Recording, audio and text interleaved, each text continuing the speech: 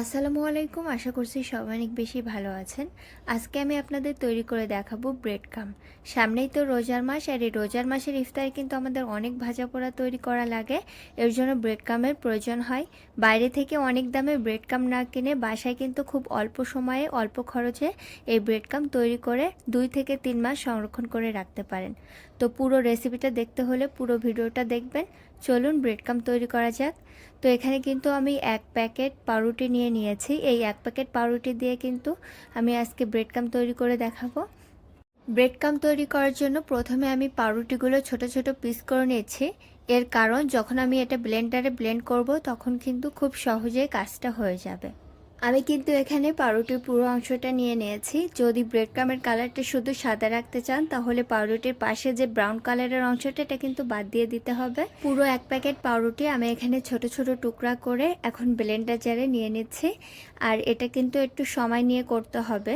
Blender জারের পুরোটা fill up করে নিতে হবে, তারপরে এটা ব্লেন্ড করলে সুবিধা হবে। ব্লেন্ডারে জুসার মুডেও এই কাজটা করতে পারেন, তবে ব্লেন্ডার ছাড়াও কিন্তু হাতে এই ব্রেড ক্রাম্ব তৈরি করা যায়। এটা আপনাদের সাথে অন্য একদিন শেয়ার করব। তবে শিলপাটায় বেটে কিন্তু এই ব্রেড ক্রাম্ব তৈরি করা যায় না। পাউরুটিটা একটু সফট থাকার কারণে কিন্তু ব্লেন্ড হতে চায় না। তো প্রথমে আপনি মাঝে একটু চামচ দিয়ে নেড়ে চেড়ে নেবেন, দেখবেন কাজটা খুব সহজেই হয়ে যাবে। তো সাধারণত ব্লেন্ডারে 1 থেকে 2 বার চাপ দিলেই কিন্তু আপনার কাজটা হয়ে যাবে। ব্লেন্ড করতে করতে আবার একেবারে মিহি পাউডার করে ফেললে হবে না, একটু দানা দানা রাখতে হবে।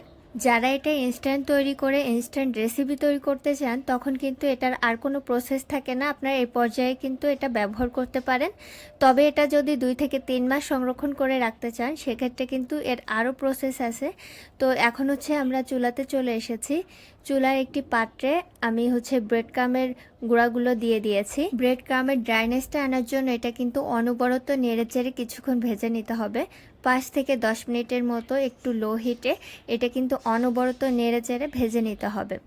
পাউরুটি যেহেতু নরম থাকে এর জন্য যদি এই ড্রাইনেসটা না আনেন তাহলে কিন্তু ব্রেড ক্রাম্বের ভিতরে ছত্রাক জমে ব্রেড ক্রাম্বটা নষ্ট হয়ে যাবে। আর এই পর্যায়ে কিন্তু আপনার অনবরত নাড়তে হবে। যদি একটু নাড়া বন্ধ করেন সেখানে কিন্তু পোড়া লেগে যাবে, পরবর্তীতে এটা খেতে তিতা লাগবে।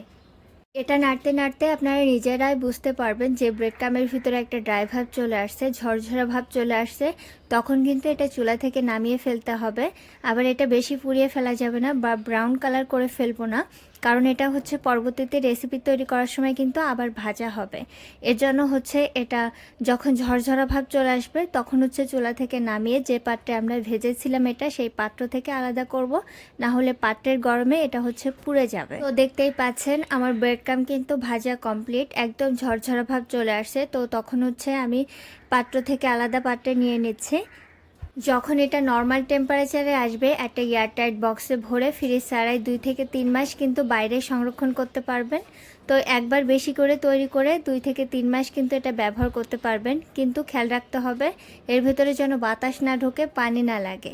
বাতাস ঢুকলে পানি লাগলে কিন্তু এটা ছত্রাক পড়ে নষ্ট হয়ে যাবে। তো সেদিকে অবশ্যই কিন্তু খেয়াল রাখতে হবে। তো এই ছিল আমার আজকের ভিডিও। আমি আশা করছি আমার ভিডিওটি আপনাদের উপকারে আসবে। আর আমার ভিডিওগুলো ভালো লাগলে অবশ্যই কিন্তু আমার চ্যানেলের সাথে থাকার অনুরোধ রইল। আজকের মতো এখানেই বিদায় নিচ্ছি। দেখা হবে অন্য কোনো ভিডিওতে অন্য কোনো রেসিপি নিয়ে। সেই পর্যন্ত সবাই অনেক বেশি ভালো থাকবেন। আল্লাহ হাফেজ।